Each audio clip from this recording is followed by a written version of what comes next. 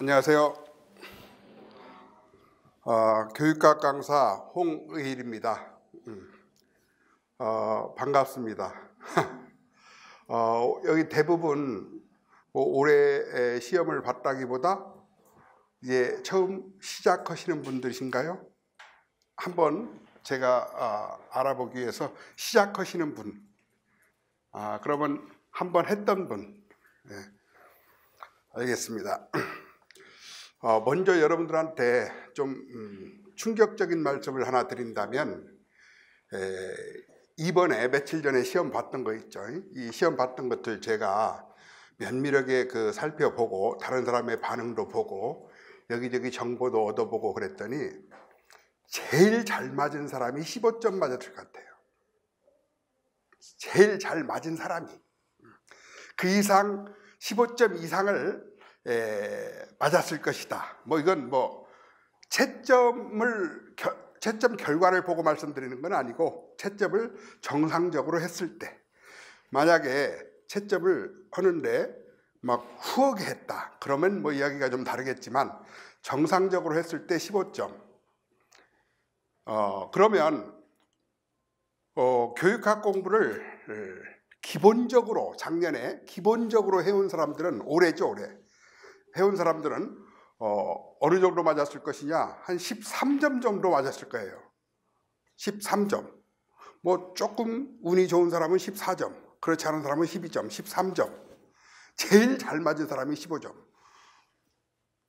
물론 교육학을 전혀 안 한 사람, 안 하고 그냥 전공만 하고 교육학 그냥 전혀 않고 한 사람은 10점도 못 맞게 나와 있어요. 문제가. 모든 문제는 다 그렇죠. 그런데 이번에는 문제가 어렵다기보다 좀 돌출성, 이런 문항 자체는 돌출성이 아닌데 그 문항에서 묻는 그 조건이나 요소가 돌출성이 한두 개씩 있어서 그런 것들을 출연해서 쓰기가 수업 중에 들었던 것도 같고 안 들었던 것 같고 이런 것들 위주로 되어 있었기 때문에, 예를 들어서 신뢰도 이런 걸 공부 안 한 사람이 어디가 있어요. 다 했죠. 그런데 내적 합치도, 크론바의 알파계수 이런 것들은 제목만 들어봤지 막상 그 안에 들어가서 살펴보지 못했거든요. 그 다음에 평정, 리커드 평정책도 안 해본 사람 하나도 없죠. 그런데 그 평정의 유형, 그 중에서 총화적 평정 이런 걸 공부해 본 사람은 없을 거라고요.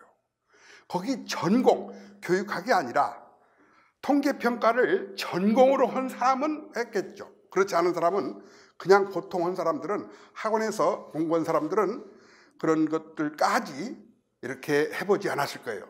이렇게 한 이 두 개의 문제가 네 개 문항 가운데서 두 개 문항이 이렇게 그냥 큰 함정이 생겨버리니까 17점, 18점 평소처럼 이렇게 나오기가 거의 불가능하다. 그래서 저는 교육학을 소개하기 전에 이런 말을 꼭 드립니다. 여러분들을 정말 합격하려면 교육학은 기본만 하세요. 물론 작년 같은 경우는 얘기가 좀 달라요. 작년에는 조금 한 사람들은 많이 나왔어요. 18점, 18점도 나오고, 좀 덜한 사람들은 14점도 나오고, 이렇게 편차가 커요. 작년 같은 경우는. 그런 때도 있어요. 그런데 그렇지 않은 때도 있어요. 잘해봤자 15점, 기본만 해도 14점. 그래, 제가 하는 말이, 잘하기 위해서 1년 내내 교육학 강의를 듣고 일주일에 이틀씩 빼서 교육학 공부를 하고, 이게 합격 전략에 과연 바람직하냐, 이런 얘기입니다. 저는 솔직히 말씀드려서 지금까지 교육학 강의를 하면서 찍어가지고 제대로 정확하게 맞힌 적이 별로 없어요. 아주 소질이 없나 봐요. 이거 나올 것이다 라고 학생들한테 뻥치기도 해요. 그런데 안 나왔어요.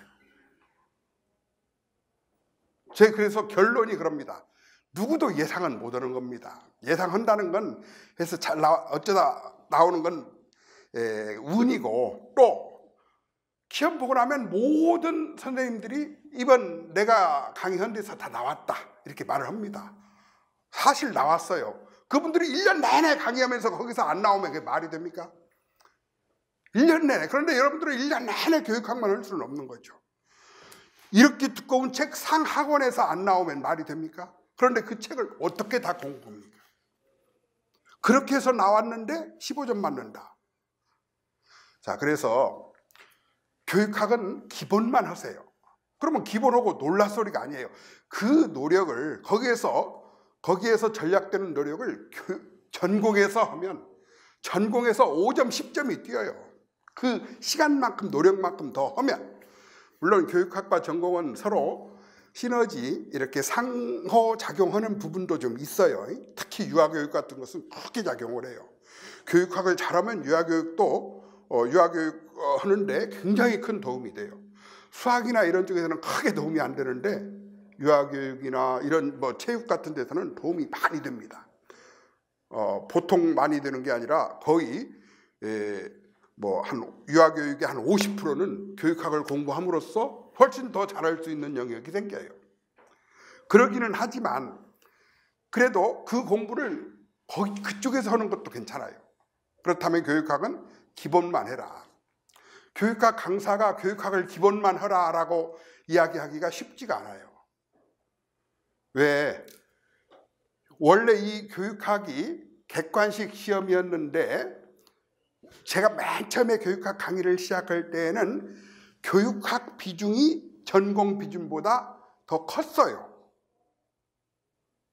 무슨 말이냐면 교육학이 60%, 전공이 40% 이런 식이었어요. 이 옛날에 순위고사 시험 보고 그럴 때에는. 그런데 교육학이 20%로 줄고 전공이 80%로 늘어나면서 교육학 비중이 줄어드니까 저는 한편 그렇게 생각을 했죠. 드디어 제대로 되는구나. 우리 학생들이 인생을 낭비하고 시간을 낭비하는 그런 일이 없어지고 그 다음에 이 사교육 부담도 줄겠구나 이런 생각을 했어요. 그런데 웬걸 그 20%에 목숨 걸고 매달리는 거야. 왜? 그 1, 2점에서 떨어지니까.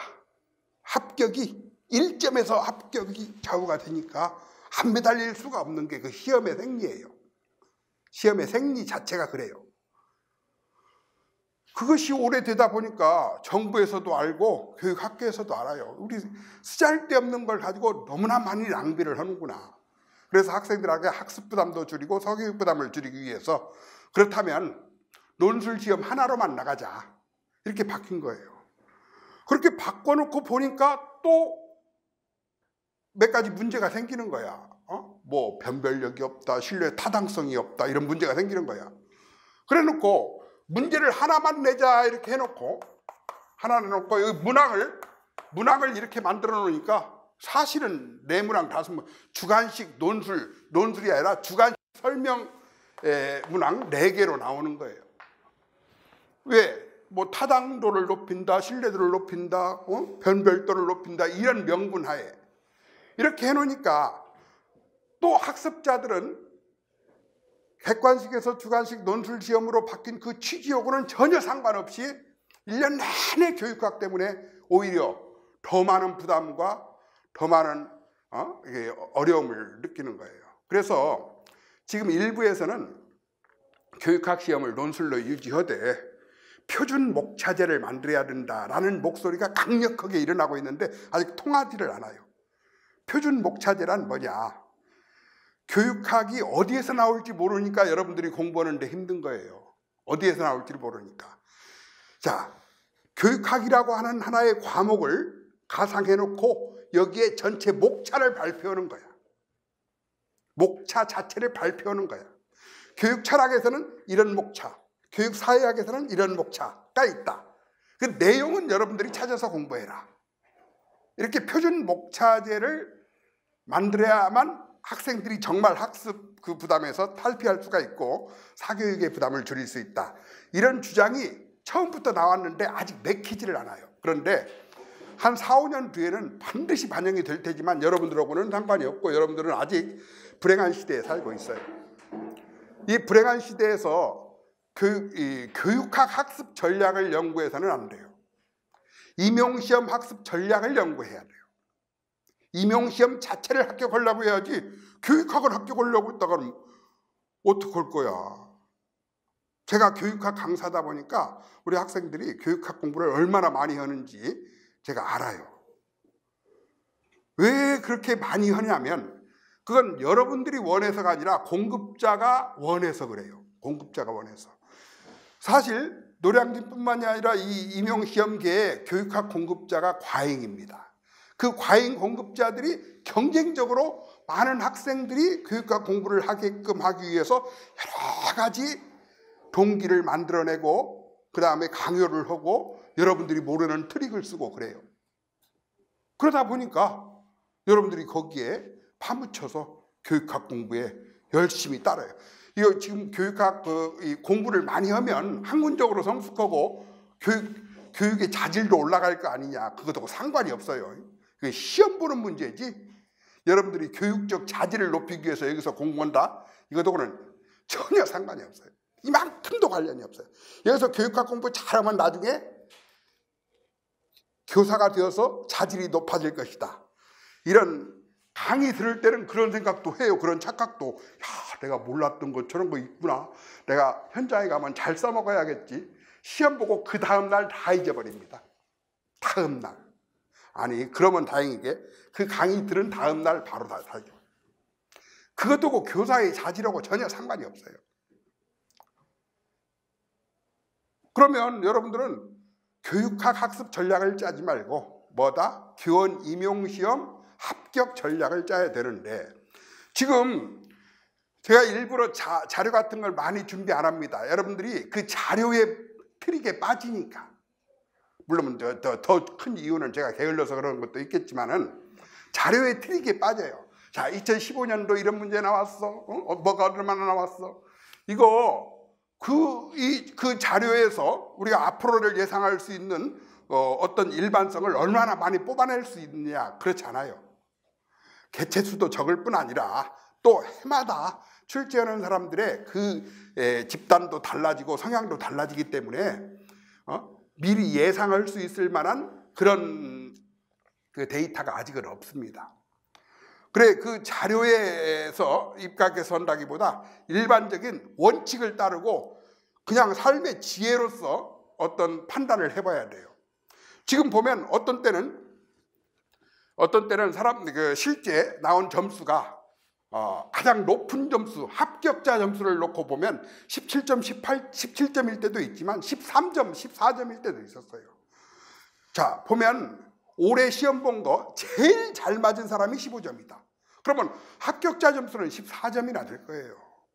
합격자 점수의 평균이. 한번 처음 공부하시는 분이 좀 있었는데 한번 작년에 공부한 사람들 얘기를 들어보세요. 전부 자기를 외면하는 점이 좀 있어요. 나는 정말로 못 봤는데 이런 것들이 지금 보니까 쓸 수 있었는데 못 썼으니까 그냥 넘어가고 내가 이번 어떻게 좀 실수를 했을 뿐이지 내가 잘 썼으면 더 쓸 수 있었을 텐데 이런 식으로 자기 최면과 자기 그 속임수에 빠져 있어요. 그렇지 않아요. 다 놓고 까놓고 보면 최고 잘 맞은 사람이 15점. 그렇다면 일반적으로 기본만 공부한 사람도 14점은 나와요. 그건 무슨 뜻이냐? 이 4개의 문항이 어차피 공부를 열심히 한 사람도 못 쓰는 것은 못 쓰고 기본만 한 사람도 쓰는 것은 쓰더라. 이런 얘기입니다. 기본만 한 사람도. 그렇다면 교육학은 기본만 하자. 여기에서 1점 더 달라고 하지 말고 남보다 그냥 평균보다 1점 뒤떨어지는 것만 방지하자. 그럼 합격은 어떻게 해요? 합격은 전공에서 해야 된다니까요. 전공은 공부를 많이 해두면 교사 자질 향상에도 도움이 됩니다. 그렇지 않겠어요? 전공인데. 그걸 아이들한테 직접 가르치는 문제인데. 교육학은 이론일 뿐이지 실제 현장에 가서는 아무런 의미가 없어요. 실무하고 여기서 공부한 것하고는 전혀 관련이 없어요. 그럴듯한 이론일 뿐이지. 근데 전공은 자기가 앞으로 평생 써먹어야 할 일이고 그 다음에 시험 합격과 불합격을 좌우하는 일입니다. 그래서 전공을 어떻게 하라는 얘기는 제가 할 수가 없으니까 여러분들이 임용시험 합격 전략을 짜는 기본 원칙이 뭐다? 교육학은 기본만 하자. 많이 하려고 하지 말자.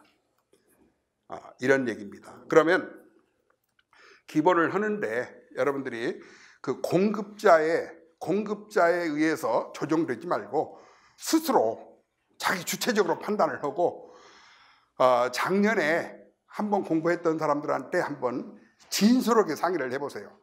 그냥 대부분 사람들이 이 얘기를 하다 보면 자기 중심, 자기 합리화 위주로 얘기를 하는 그런 경향이 있어요.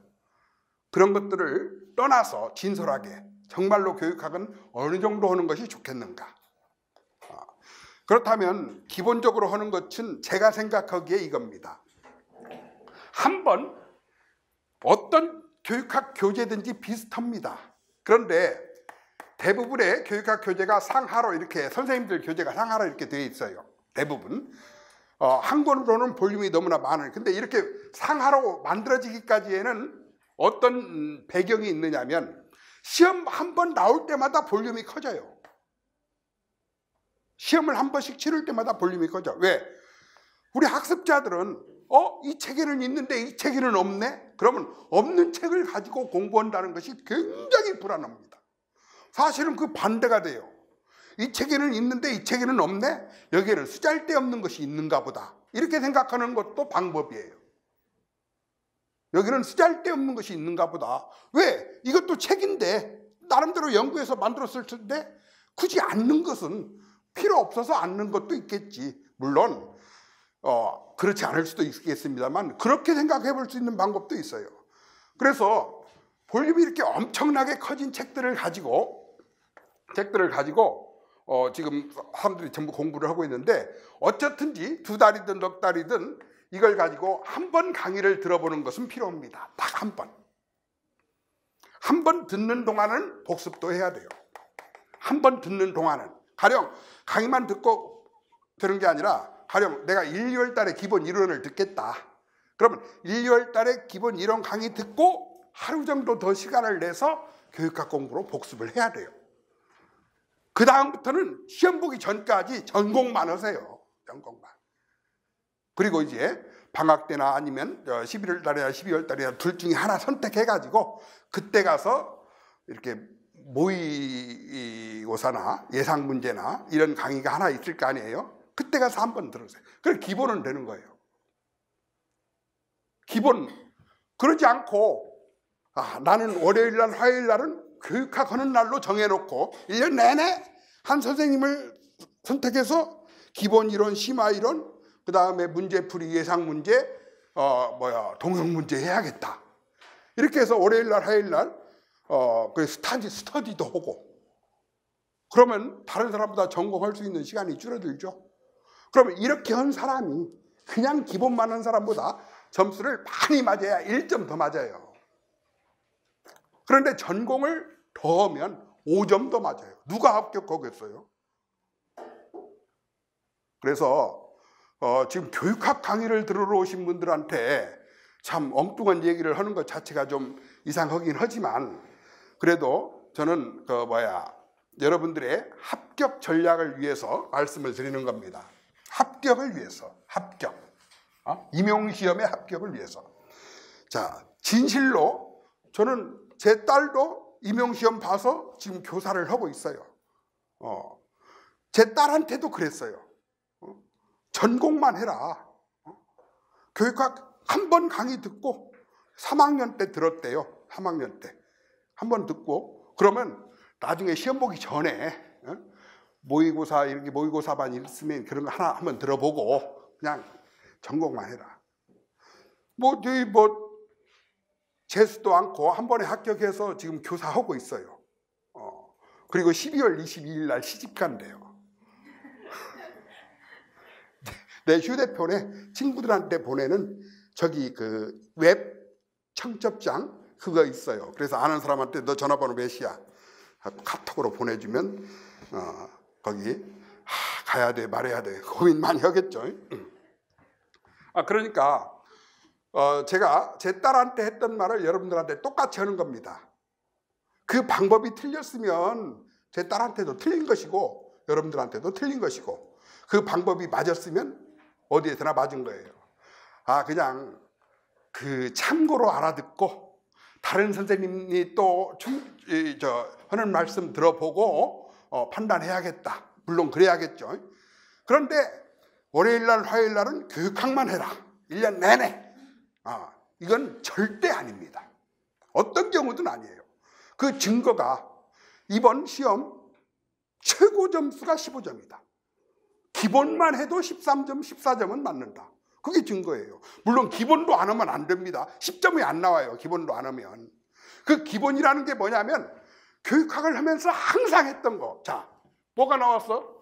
가드너의 다중진흥. 이거 않고 교육학을 하는 사람은 없어요. 지구상에.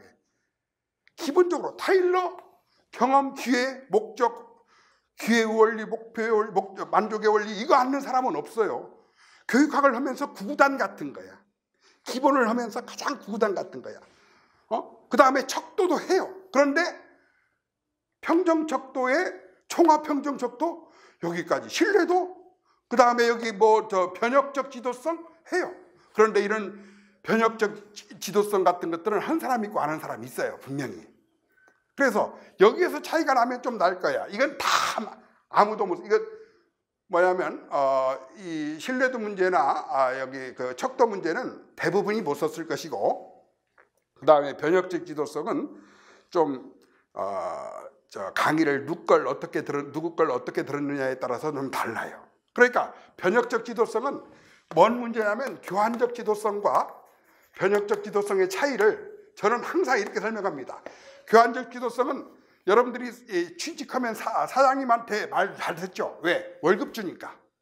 교환이라는 것은 그 지도자에게 따르고 그 대신 보상을 받으니까 교환이야. 변혁은 이거 완전히 사기치는 거야. 변혁은 이만큼 주고 이만큼 받는 거야. 지도자는 이만큼 줬는데 여기 그 멤버는 이만큼 따르는 거야. 충성을 하는 거야. 목숨을 바쳐서 이만큼 줬는데 이게 변혁이야. 사기친다 이 소리야. 변혁. 사기. 이게 이제 이런 식으로 저는 강의를 해요. 그러면 변혁적 지도성이라는 것이 뭐냐면 반드시 기본 요소가 감동을 주는 겁니다. 감동. 그 감동이 카리스마나 초우량 지도성 같은 것으로 감동을 주는 거예요. 그래서 저 사람이 나한테 보상을 준 것도 아닌데 내가 저한테 목숨을 바친다. 이런 영화의 그 주제 같은 것들이 많이 나오는 게 변혁적 지도성의 그 이미지들이야. 이런 걸 가지고 감동을 주는 지도성. 그러니까 이건 사기. 주는 만큼 받는다가 아니라 이건 사기쳐서 목숨을 뺏는다. 이런 식으로 이제 얘기를 하다 보고 저는 그리고 그보다 깊게 안 들어가고 그 정도에서 정리하고 책 읽어주고 끝나요. 그런데 그런 걸 기억하는 사람은 변혁적 지도성에 대해서 자기가 말을 만들어내는 기술에 따라서 한두 마디 말을 쓴 사람은 조금 부분 점수를 받을 것이고, 그것도 생각하지 못한 사람들은 아무것도 못 쓰고 점수를 전혀 못 받았을 것입니다. 자, 그래서 처음에 말씀드리는 이 설명에 와서 여러분들한테 처음에 말씀드리는 것이 교육학의 학습 전략을 짜지 말고 임용시험 합격 전략을 짜되, 그러기 위해서는 교육학은 기본만 하자. 그 기본이라는 것이 상당히 쉽고 그냥 가벼운 것은 아닙니다. 예를 들어서 2달 기본 이론을 듣는다면 그 2달 동안 강의도 듣고 복습도 하고 그래야만 됩니다. 그리고 매달 그렇게 하는 게 아니라 그리고 전공에 나머지 시간에 집중을 하자. 그 2달 기본 이론을 듣는 것이 1, 2월 달이 될 수도 있고 3, 4월 달이 될 수도 있고, 지금은 인강으로 강의를 들으니까 그것을 자기 형편에 따라서 5, 6월 달에 들을 수도 있고, 그리고 시험 보기 전에 예상 문제나 모의 문제 같은 거 한번 보고, 그러면 절대 남보다 잘은 못 맞지만 남보다 평균 이하로 맞지는 않을 것이다. 그러면 나머지 시간에 전공에 올인해서 더 높은 점수를 따자. 1, 2점 갖고 목숨 걸지 말고 5, 6점 갖고 목숨을 걸자. 이런 얘기입니다. 자, 그래서 여러분들한테 오늘 설명회 때 제가 드리고 싶은 것은 교육학을 산책하는 것과 연간 학습 계획에 대해서 말씀을 드리도록 하겠습니다. 교육학 산책이라고 하니까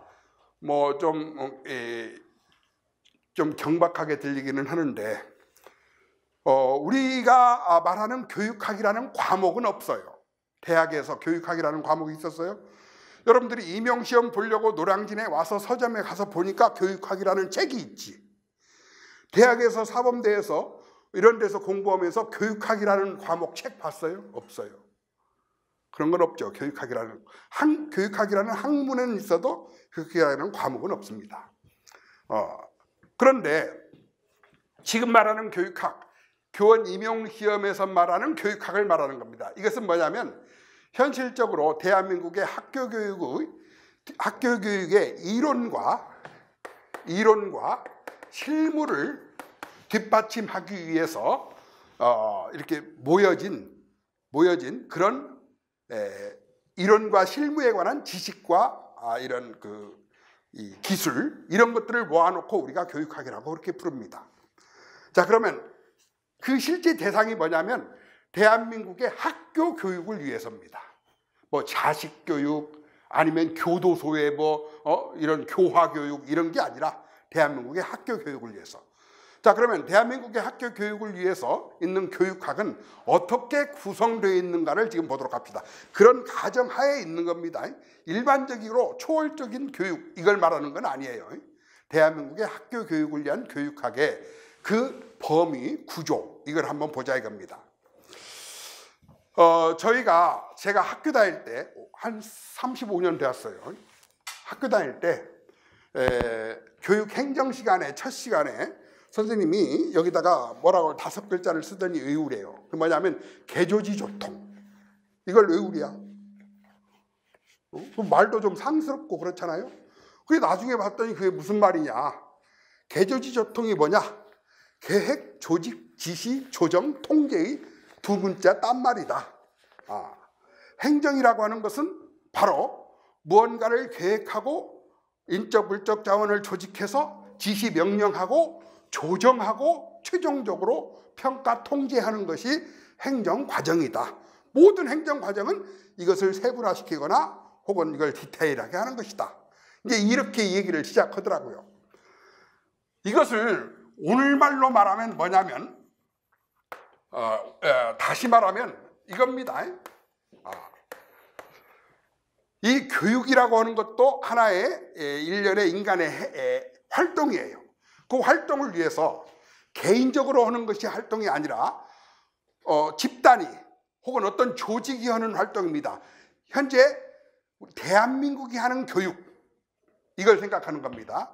그러면 학교 교육이죠. 대한민국이 하는 학교 교육. 계획을 세우고 실행하고 뒤돌아보는 거죠. 자, 보세요. 계획을 세우고 실행하고 뒤돌아보는 겁니다. 자, 보세요.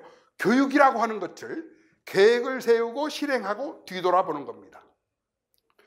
이걸 우리가 계획이라고 하고 이걸 실행이라고 하고 이걸 평가라고 합시다.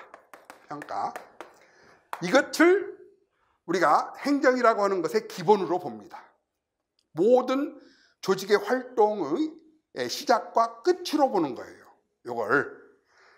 자, 그러면 교육에서 계획에서 필요한 것은 뭐냐면 계획에서 필요한 것은 교육의 목적과 교육의 내용을 정하는 거죠. 교육의 목적과 내용을 정하는 것. 어떤 목적을 위해서 무엇을 가르치는가 하는 것이 교육의 목적, 플랜, 계획입니다.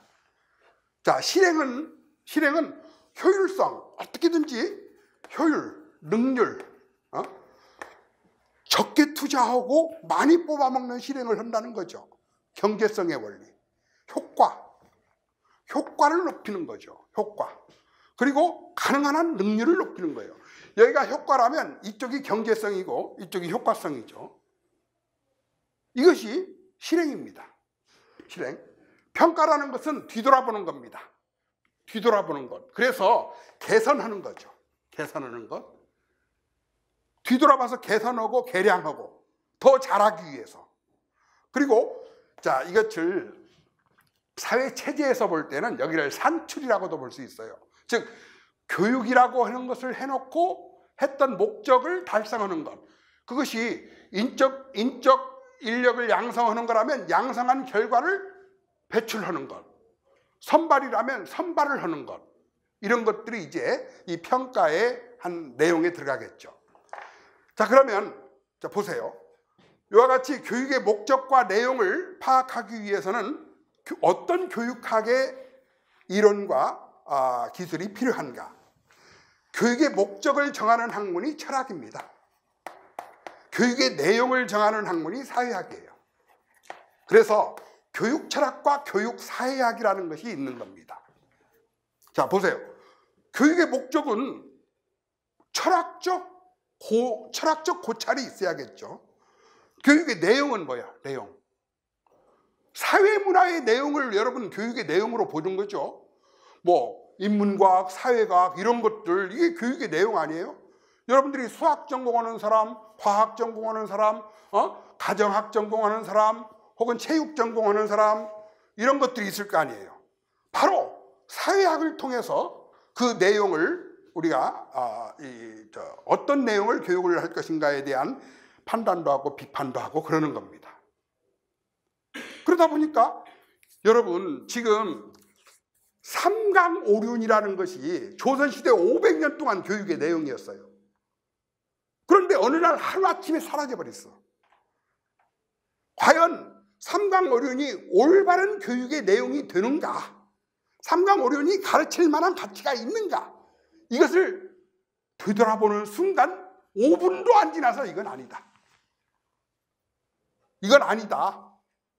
그래서 지금 500년 동안 500년 넘게 뭐 신라 국학부터 시작했으니까 1000년 이상 가르쳤던 삼강오륜 어느 날 한순간 우리 교육 내용에서 빠져버렸어요.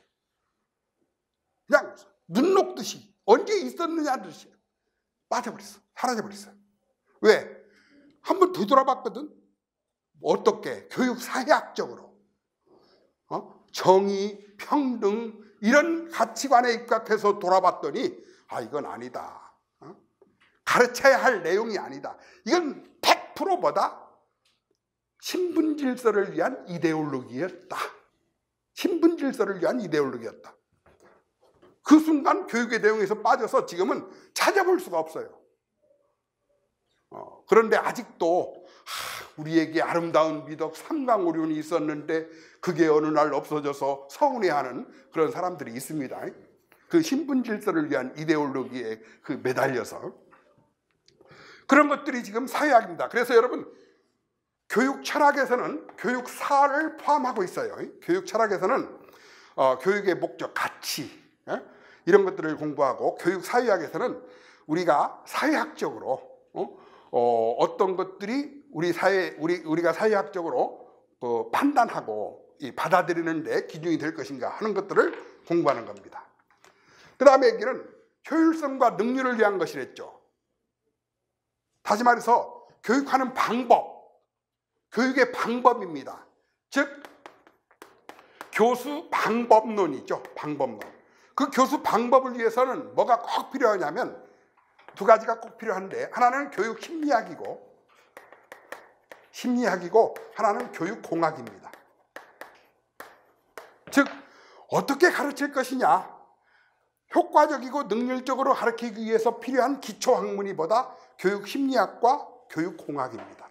심리학, 사람은 어떻게 변하는가, 인지는 어떻게 성장하는가, 학습은 어떻게 이루어지는가, 인간의 정서는 어떤 유형이 있는가, 이런 것들을 알아야 효과적이고 능률적으로 가르칠 거 아니겠어요? 자, 여러분 그 요새 TV 프로그램 가운데 이 나쁜 개는 없다 뭐 이런 거 있더라고요. 아주 승질머리가 더러운 개를 금방 행동치료가들이 이렇게 치료를 해요. 그렇죠? 거기서 나오는 행동치료가들의 개 훈련시키는 훈련사들의 그 이론적 기초가 다 심리학에서 행동주의 심리학의 기초를 두고 있어요. 뭐 조건반사 이론이랄지 혹은 작동적 조건화 이론이랄지 이렇게 스키너나 파블로브 이론의 기초를 두고 있어요. 그러면 그 강아지와 수준이 비슷한 갓난아기들은 교육시킬 때 행동주의에 입각해서 교육을 해야만 합니다. 그리고 이제 중고등학생들은 인지주의, 그 다음에 인생을 오래 산 사람들은 정신분석 뭐 이런 것들을 가지고 그 사람들을 변화시켜야 돼요. 그러니까 교육을 통해서 행동과 사고를 변화시키기 위해서 심리학이 필요하고 공학이 필요합니다. 이 공학이라는 건 뭐냐면 여기서 가장 많이 사람들이 오해를 해요. 공학하니까 뭘 생각하는 분이 전부 다 시청각 교육을 생각하고 매체공학만 생각합니다. 그런데 이 매체공학은 교육공학의 10% 부분도 안 돼요. 교육공학이라고 하는 것은 뭘 뜻하냐면 교육은 어쨌든지 간에 인간 대 인간의 상호작용이잖아요. 상호작용. 그 상호작용, 커뮤니케이션, 상호작용 속에서 이루어지는 공학적 요소들을 들여다보는 게 교육공학입니다. 그래서 대표적인 교육공학의 학습 성과들이 뭐냐면 교수 설계 이론이에요. 교수 설계 이론, 뭐 체제 이론, 교수 설계 이론, 이런 것들이 교육공학의 대표적인 거예요. 무슨 환등기 아니면 오버헤드 프로젝트 이런 것들 갖고 공부하는 것들은 뭐냐면 그 상호작용을 위해서 어떻게 효과적으로 매개체를 사용할 것인가, 이러다 보니까 나온 것이고 교수 설계 이론, 이게 교육공학입니다. 우리나라에 교육공학과가 이화여자 대학교 교육공학과가 있는데 거기에서 공부하는 것이 대부분이 뭡니까? 교수 설계 이론, 교수 설계 이론. 그 다음에 여기는 이제 교육평가죠. 당연히 평가. 이 모든 것들을 국가가 짱짱하게 이런 것들을 잘 하고 있어야만 교사들이 학교에서 이 교육을 할 수 있어요. 그런데 모든 교사에게 교육의 목적을 교사가 선정해서 내용을 이렇게 딱 뽑아갖고 이걸 잘 설계해서 그리고 평가해가지고 통계 연구까지 해라, 이게 가능하지가 않잖아요. 그래서 이런 것들을 국가가 다 해가지고 교육과정을 만듭니다. 그 교육과정이 1차 교육과정부터 7차 교육과정까지 있었는데 그 교육과정에 보면 아주 자세히 수업 지도안까지 나와 있어요. 수업 지도안까지. 여러분들은 학교 가면 다 있어요. 그 문서. 지금은 문서로 없고 그냥 인터넷 들어가기만 하면 다 있어요. 수업 지도안. 내가 가르쳐야 할 과목이 내일 수업해야 될 내용의 수업 지도안 샘플까지 다 있어요. 그걸 안 찾아보고 있는지 없는지도 몰라서 그렇지, 옛날에는 그런 것들을 인터넷이 없을 때에는 전부 인쇄해가지고 캐비넷에 다 넣어놨어요. 그리고 열 때 꽉 잠궈놓죠. 잊어버린다고. 잊어버리면 안 되니까. 그래놓고 그 다음에 나오면 바꿔야 되니까 그때 열어놓고 바꾸고 또 이렇게 꽉 닫아놓고. 조금 제가 좀 조소적으로 말씀을 드렸는데 그런 경우도 있었다는 거죠. 이것이 1차부터 7차까지 있었는데 7차 이후에는 이 교육과정, 국가 수준의 교육과정이라는 것은 사실 초기에는 1차 나오고 2차 나오는데 막 7년 걸리고 그 다음에는 5년 걸리고 그랬어요. 그런데 이게 7년 걸리고 5년 걸릴 문제가 아니에요. 왜냐하면 사회문화가 바뀌고 학생이 바뀌고 그러면 수시로 바뀌어야 되는데 안정성도 있고 적응성도 있어야 되는 것이 그 딜레마예요. 이게 안정성도 있고 적응성도 있어야 되는 게 딜레마인데 지금은 아예 재매차 교육과정이라고 하는 포맷을 버렸어요.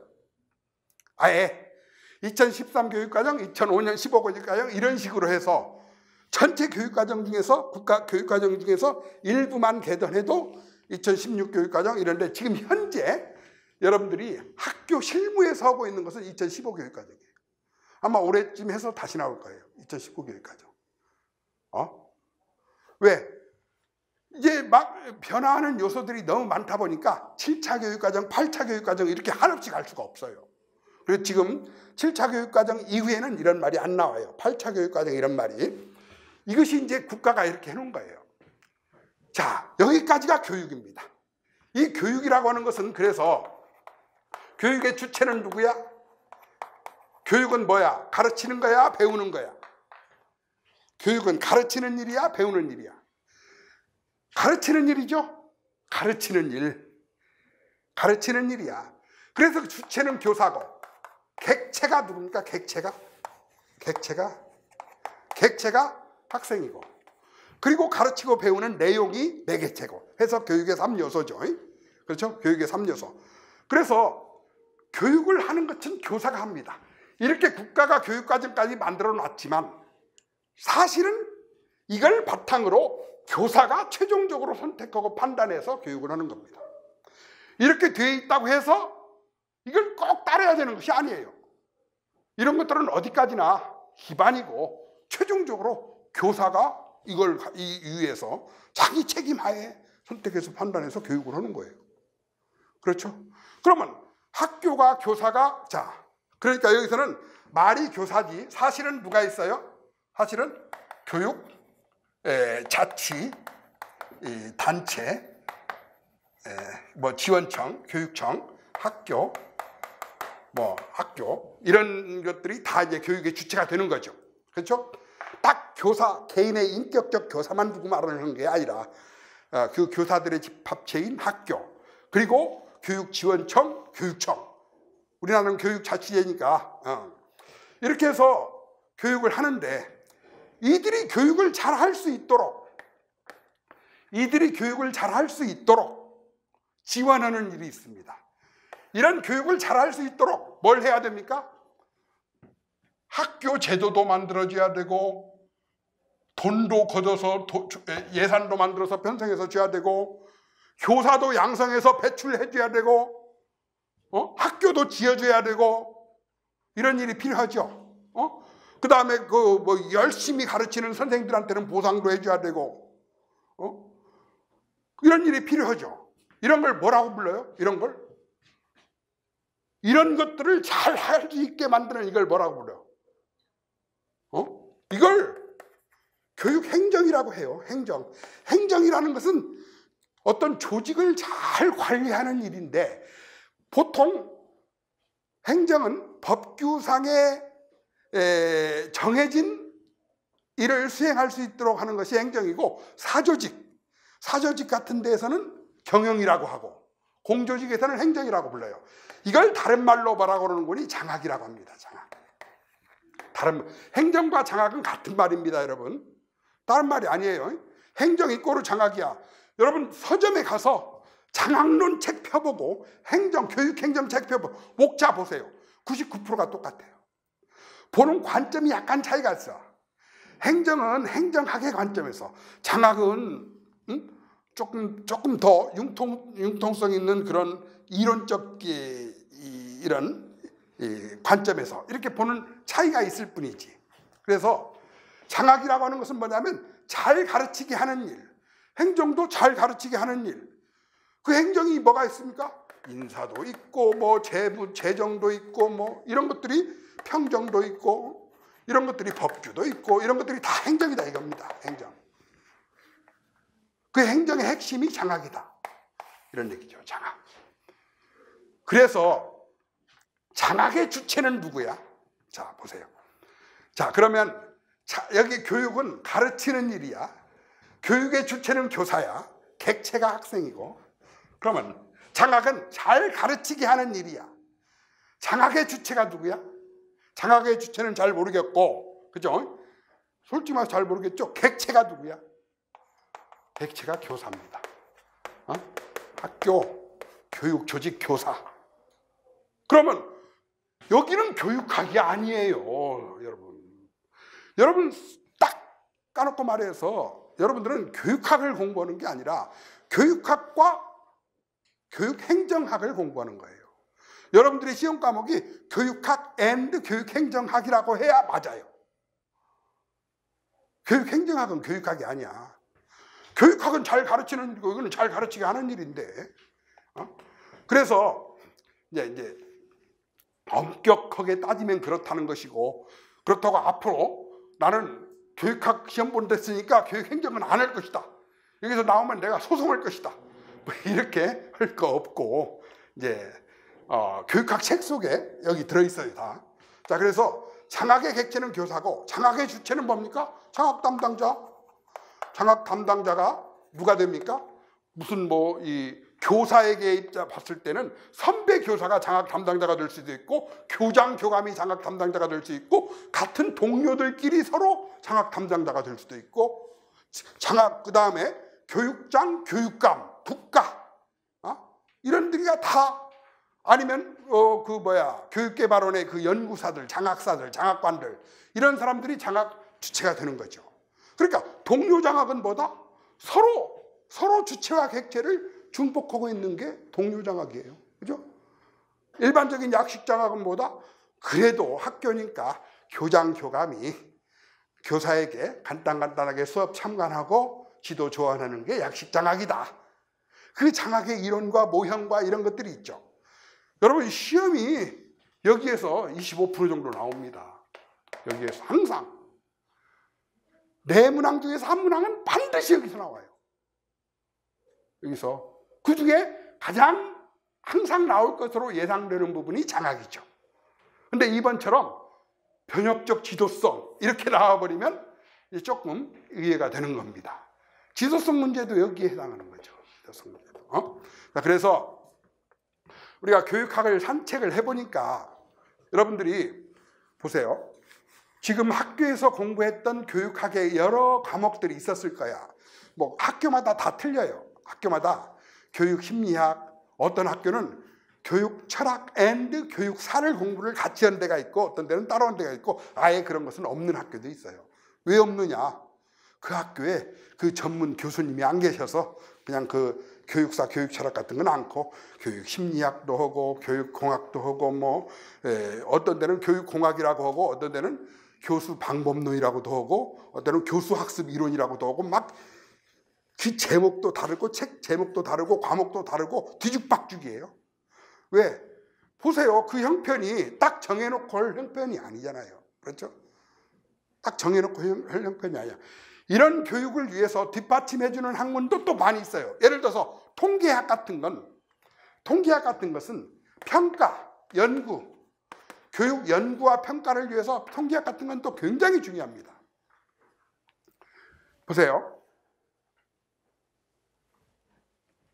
평가와 연구를 위해서 통계학이 아주 중요해요. 통계적으로 어떤 조작을 해야만 나온 데이터들의 값이 의미를 알 수 있기 때문에 이걸 어떻게 더 해야겠구나, 어떻게 바뀌어야겠구나. 그러다 보니까 이런 시험에서도 이제 통계 이런 것들이 나오게 되는 겁니다. 그래서 보면 이 교육학의 이제 주변 언저리에 있는 것들이 교육 연구 방법론 혹은 교육 통계학 이런 것들도 있는데 여기서는 그냥 빼놓고 말씀을 드린 겁니다. 여러분들이 학교에서 공부했던 교육학의 이런 하위 과목들이 대체적으로 이렇게 구성이 되어 있죠. 자, 그러면 이제 지금 여러분들한테 제 이 사진 굉장히 포토샵으로 해서 목을 막 깎았어요. 내가 깎았어요. 포토샵 실력 좋죠. 근데 이게 뭐 깎을 필요가 없더라고. 전번에 여권 사진 찍는데 내가 그 사진 기사한테 좀 목 좀 깎아주셔 그랬어. 그랬더니 그러지 말고 사진 찍을 때 이러고 찍으래요. 그러면 이러고 찍으면 여기가 턱살이 안 나오는데 그걸 모르고 막 해가지고 깎아갖고 이렇게 찍으니까 이걸 막 깎아갖고 이상하게 됐어요. 자, 여기 보면 연간 커리큘럼에서 첨삭중심 교육학 했는데 저는 수업을 첨삭 중심으로 합니다.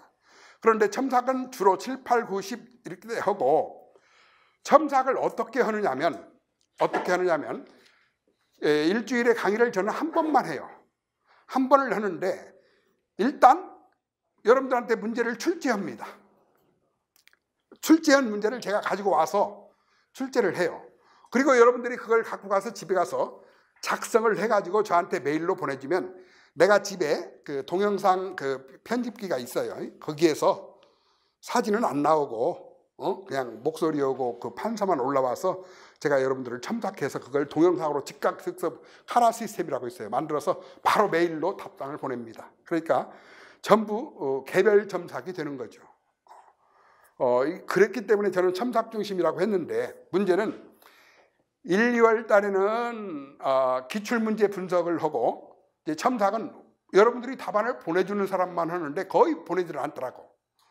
그 다음에 3월 달부터 6월 달까지는 3월 달부터 6월 달까지는 어떻게 하는군이 넉 달 동안 기초 이론을 합니다. 교육학 이 전체를 넉 달, 그러니까 4, 4, 16, 16주로 나누어서 일주일에 한 번만 강의합니다. 저는 16주로 나누어서 처음부터 끝까지 16주로 나눠서 이것을 조직해 가지고 강의를 합니다. 이론 강의를 하고, 이론 강의 끝에 모형 문제를 하나 만들어요. 모형 문제하고 동형 문제의 차이가 뭐냐? 동형 문제는 기출 문제와 형태 자체가 똑같아요. 예상 문제가 되는 거죠. 그렇죠? 기출 문제하고 똑같아요. 그런데 모형 문제는 뭐냐면, 오늘 공부한 것이 교육 사회학이다. 그러면 교육 사회학 안에서만 문제를 만든 것이 모형 문제입니다. 이해가 되겠죠? 그래서 3월 달부터 6월 달은 모형 문제를 하기 때문에 사실 첨삭을 여러분들한테 해줘도 내가 별로 힘이 안 들어요. 그러다 보니까 넉 달 동안 4개월 동안 수강료가 다른 것의 반절입니다. 왜? 강의를 한 번밖에 안 하니까. 2번 하지 않고. 그 다음에 7, 8월은 이제 그 동형인데, 동형이라고 적었네요. 동형 문제. 즉, 시제 시험 문제하고 똑같은 동형 문제를 하는데, 이때는 엄청나게 첨삭 수요가 많아요. 제가 버틸 수가 없을 만큼 많아요. 동형 문제를 일주일에 한 번 문제를 출제하고 내용을 설명하면 여러분들이 그것을 저한테 메일로 보내주면 제가 답장을 하고, 그 다음에 와서 1, 2교시에는 그 지난번 출제했던 것을 해설하고, 3, 4교시에는 다음 주 여러분들이 작성해야 될 걸 출제하고, 이런 식으로 해서 강의를 합니다. 9, 11월은 모의고사고, 그래서 거기 프린트가 잘못됐는데 1, 2월 달에는 8주 동안 기출문제 분석을 하니까, 기출문제를 분석하니까 어떻게 하는 거니? 기출문제를 그냥 단순하게 기출문제로 하는 게 아니라 기출문제를 하되 전 단원 가운데서 이 문제가 차지하는 내비게이터를 다 해요. 가령 뭐 장학이 나왔다 그러면 장학 부분을 전부 요목 정리를 하고 그 내용을 설명하는 방식으로 합니다. 그러다 보니까 8주 동안 기출문제를 가지고 하는데, 물론 답안을 보내는 사람한테는 첨삭을 합니다. 그런데 거의 수요가 없더라고. 그래서 정규가가 18만 원이에요. 2달 동안. 36만 원이 18만 원으로 할인된 게 아니라 정상가가 18만 원이에요. 여기서 잘못 만들었어요. 그리고 실제로는 1, 2월 달에 9만 원만 받습니다. 50% 할인. 내가 18만 원에 50% 할인합시다 이렇게 말을 했는데, 여기에서 이제 그 전화 받는 사람이 잘못 알고 36만 원에 50% 할인 18만 원 이렇게 써놨더라고. 근데 정상가가 2달 동안 18만 원이고, 그 다음에 접수가는 50% 할인 1, 2월 달에. 아마 뭐 내가 인기가 없어서 이 학생들이 많이 안 올 것으로 예상이 되니까 좀 할인해가지고 일단 학생들을 많이 받는 게 좋지 않겠습니까? 이런 충고를 듣고 한 겁니다. 자, 내력이 그래요. 근데 3시 반에 추첨을 한대요. 그래서 제가 조금 더 이렇게 설명을 하고 싶은데, 시간이 필요한데, 어떻게 기출문제를 왜 꼭 드려야 되는가, 이걸 꼭 설명을 하고 싶었는데, 여러분 추첨해서 여러분만 쏙 빠지면 더 불리하니까 일단 여기서 정리하고, 왜 기출문제 해설을 드려야 되는가? 딱 기출문제만 할 것 같으면 크게 안 들어도 상관없어요. 그런데 기출문제를 하면서 교육학 전반에 관해서 이 기출문제가 어느 자리에서 나왔는가, 다른 학습거리들과 어떻게 연결되는가, 이제 이걸 알아보는 것이 중요하기 때문에 기출문제를 하는 겁니다. 기출문제는 교재를 따로 만들 수가 없어요. 만들면 법에 걸려요. 기출문제를 가지고 상업적으로 복사 배부하는 것은 안 됩니다. 그래서 해설은 제가 가져오는데 문제 자체는 여러분들이 이제 복사를 해와야 됩니다. 물론 문제도 복사해줘요. 그 대신 소문만 안 나면 되는 거지. 책으로만 안 내면 큰 문제 없어요. 책으로 내면 법에 걸립니다. 다른 사람은 그냥 하는데 저는 그거 법 어길 생각 없습니다. 자, 지금 나가서 무슨 추첨한다니까 하시고 다음 개강 때 뵙도록 합시다. 자, 수고하셨습니다.